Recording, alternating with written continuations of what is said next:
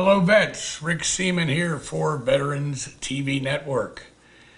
Today, we will be talking about PTSD.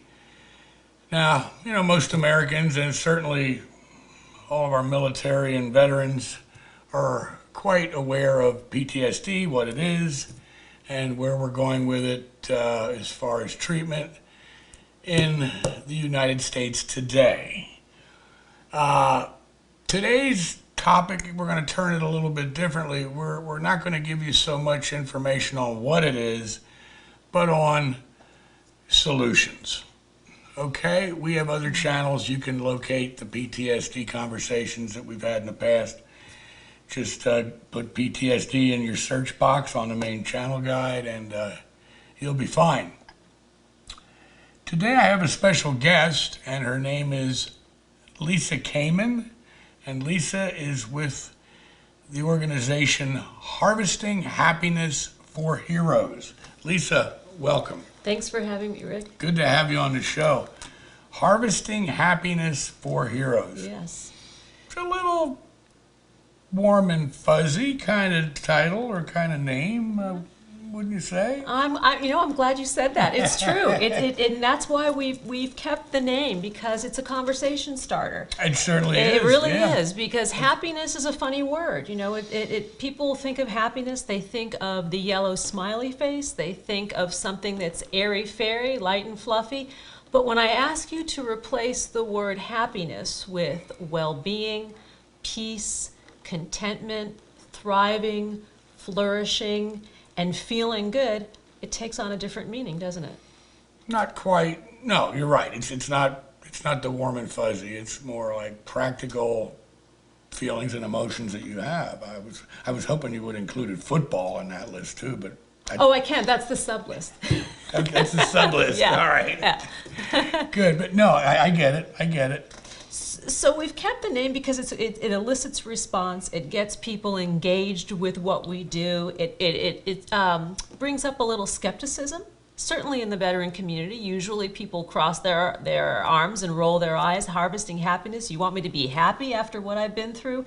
And the answer is yes, but happy in a different form, in a sustainable way, not in the kind of happiness that comes from getting drunk or getting high, but really from a place inside of calm and centeredness and self-mastery. And that's really the objective of what we do, is we help people find their way facing forward, as opposed to being limited by what went on in the past. Right. So, some of us are aware of what's going on, with VA counseling and the conventional, so to speak, ways of dealing with PTSD. We know at the VA there's a lot of pills being pushed and things like this. Where does your organization fit into this? We're an adjunct. We do not take the place of clinical psychological counseling or psychiatric counseling or psychopharmacology. We work with any modality that is out there. The idea of using positive psychology, which is our primary tool for healing combat trauma and helping warriors and their families regain their lives, is that we're proactive. We understand that bad things happened, that people are going through a hard time. There are challenges not only for the soldier, but for the spouse, for the children, for the families, and everybody is affected by the combat experience. No one is not affected in the family unit. So what we do at Harvesting Happiness for Heroes is give people the tools and resources to create a life moving forward. And that is identifying strengths, how to adapt those strengths from the military experience to the civilian life experience. All right. And we help people identify their goals, where they would like to go in life, and in general give them those tools to then create an action plan to make them happen. Sounds good. Now, do you have any tracking mechanisms or any idea of how successful your type of approach is? Yes, when I first started this program, I realized I needed to track veterans. So I administer the Oxford Wellbeing Test, which is a standardized, very simple, self-graded test at the beginning of a Harvesting Happiness for Heroes 12-week module. And what we have found is that after 12 weeks, the veterans were reporting 25% increase in their well-being scores, which was a wonderful surprise the first time. And then when it started happening over and over again, we realized we were on to something. That what this programming was doing was also helping vets gain greater self-esteem, to reclaim their self-esteem and start feeling better about themselves, start doing things on a daily basis to take care of themselves and their families. Right. Do you ever run into situations where the veterans might be reluctant? You know, maybe they've been to the VA and they're not too happy with that process, and then someone suggests, you know, a community-based organization, you know, like yourselves, and they go, oh, you know, here we go again. Do you ever get that? Oftentimes I do. Oftentimes the spouse will be the one that will refer the vet to come into this kind of programming, and they will do the programming together, and the vet will generally be pleasantly surprised. You know, as long as they're willing to have an open mind and come into the program and say, well, maybe I can learn something here, we usually can prove that what we're able to offer and what they're able to achieve, because really the vet's doing the work. We're giving the tools, we're giving the strategies, but the veteran has to take ownership and be part of his or her own healing process. Right. So, decompression.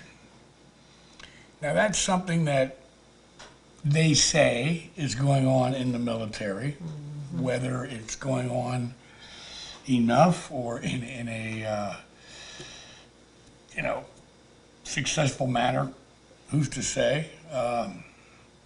What are your feelings on decompression, and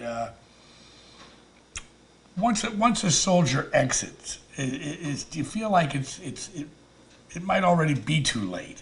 Like, why couldn't we get this discussion started when he was coming out, like the last 30 days or 60 days? What are your feelings on that? Well, it's essential. The decompression process is essential, and it's something that is not happening on a regular basis within the U.S. military. In other militaries, it is customary, but not in ours. And it is important that the warrior, the soldier, go through a period where there is no responsibility other than to take care of him or herself and kind of get their sea legs, you know, underneath them. Right, which makes total sense. So, you know, we can only stress that decompression really gets a little more attention. I mean, I've had conversations with Bob Filner about it, Congressman Filner, and he agrees. He calls it D-boot camp. But that's talking about it. You know, we need results, and have you ever considered trying to move your type of program back across the line into the coming out of the military where you're actually working on? I have, and I would love to. The question is opportunity and the resources, because running a decompression camp, as you know, is expensive. You know, and our military is tapped in terms of resources for the soldiers coming out. They're happy to spend it for everybody going in, but coming out is a little bit different story, as well as our VA cannot support all of what is necessary to help heal these men and women as they return home. And that's why organizations such as ours, and there are many of them out there, are essential. That it needs to be, you know, from the ground up, it needs to be within the communities that help take care of these people. Right. But like, for instance, if I'm General Motors and you come to me and you say, listen, I make fuel injection, and I have a sponsor, a donor, who pays for all my R&D and my manufacturing and everything. I'd like to come into your plant and make all your fuel injection for you for no cost. If I was GM and I didn't let you in, I'd be out of my mind, right? I mean, once you've proven, you know, once we give you a little road test and shake you down. So why can't we look at community-based organizations with private funding and slide them under the line on the military side, coming out, de-boot camp, decompression. If the federal budget can't take care of it the way they should. Absolutely. I mean, it is the way to go. It is the way that we're going with our programming. We have to be underwritten by private corporate support, Sure. as well as through the grant process, because we can't do it alone. We're small. We're a small organization Right. with big plans, big ideas, and the ability to affect large change. And I agree with you that offering this kind of programming before they go home would be wonderful. And it is definitely a goal. Well, let's Yes, let's yes. there it is. This is a goal. Yes. Let's keep thinking about that. What's like the number one challenge in your organization for taking care of veterans, not just with PTSD, but I'm sure you get veterans where TBI is a factor and how they overlap with each other. Mm-hmm. That's got to be a big challenge. It is a big challenge because TBI is a little bit quieter. So it's harder to recognize where there's a TBI unless the soldier will step right up and say. Right. But the challenge, the number one challenge, of course, are the anger issues. You know, these men and women are angry, they're confused, they don't know where to place it. And that's one of the things that we do using a positive psychology coaching model is to help them express the anger, but then make good use of it. Because Right. it can be the jet fuel for transformation. And the concept of our work is that we take the trauma and we transform it to post-traumatic growth. So the situation that was once the most troubling becomes the most useful to affect change. Right. Are you currently working in conjunction with or partnering or semi-partnering with any other independent or community-based organization? Yes, we have a partnership with a man in the Detroit area where we are about to launch Respond online programming. We're going to offer either a 6 or 8 week module, no-cost module, to the veteran community and their partners to come in and learn these principles of positive psychology coaching, and that's going to go live in the spring. I also have another partnership with Allison Lighthall, who is a psychiatric nurse who entered the military when she was 46 years old, and we are going to be doing Return to Duty, which is a corporate training program to train companies how to successfully and respectfully integrate the warriors into the workplace. So the what to do's and the what not to do's, because warriors are great employees. Oh, yeah. Yeah. Yeah. They've been there, done that. Yep. Wow, that's cool. Now, you mentioned an online Yes. type of program. What would this be, like a do-it-yourself? Oh, you could call it kind of a quasi do-it-yourself. It's a video classroom, a virtual classroom, where students or participants would come into the classroom. I would be there with my partner. We would distribute a class lesson beforehand. They'd come into the classroom and we'd have a dialogue about what worked, what didn't work with the homework, because there is homework. You know, there is work involved.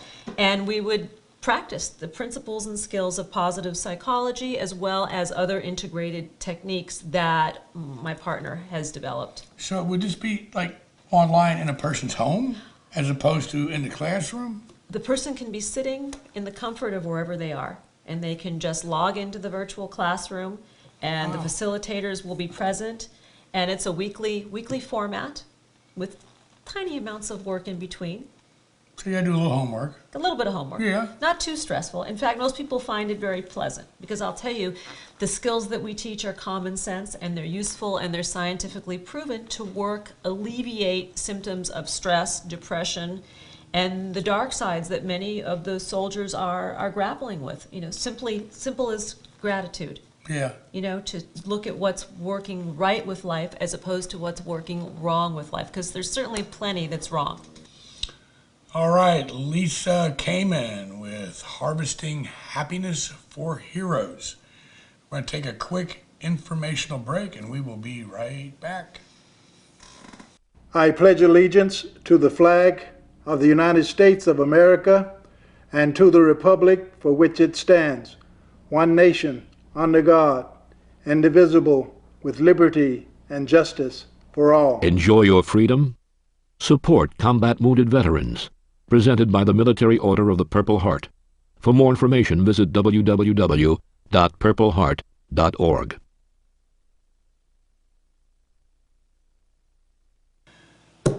Lisa Kamen, Harvesting Happiness for Heroes. Let's get you this website. It's it's I'm reading it off the back of this really cool hat here, and it's right here.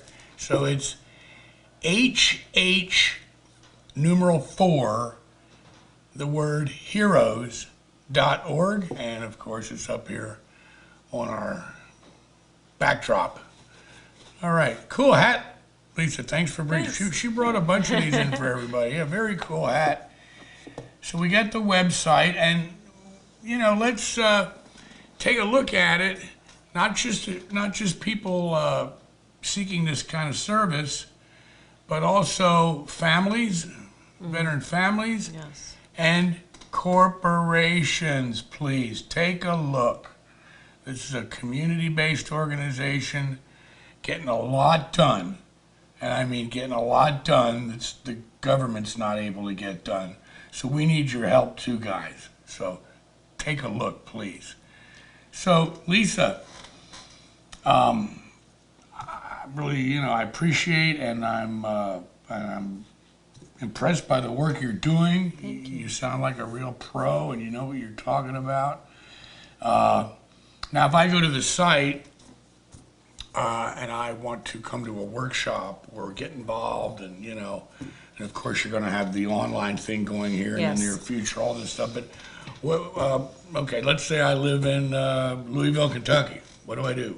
Well, contact us. We will put together a workshop in your area. We've got workshops that are under development right now all across the country. For example, we recently did a weekend workshop retreat at Sundance Resort in Sundance, Utah, that was underwritten and partnered with by the Wounded Warrior Project. We also took on other sponsors to help get the word out and offer their services. One of the things that we work with in this programming is mindfulness training, and that includes meditation, yoga for veterans in specifics. And there's just a lot of programming available, including for women. We've got an upcoming workshop where we are dealing with some of the issues that are particular to women in the military and returning with combat trauma, MST, and other situations like that. So we're on the move. All good stuff. All good stuff. Thanks. Well, listen, thank you for being here. And it's Harvesting Happiness for Heroes. Lisa, good luck. Thank you, Rick. Thanks for having me on the show. Great program, and we wish Thanks. you well. Thank you. Okay. Veterans Network, out.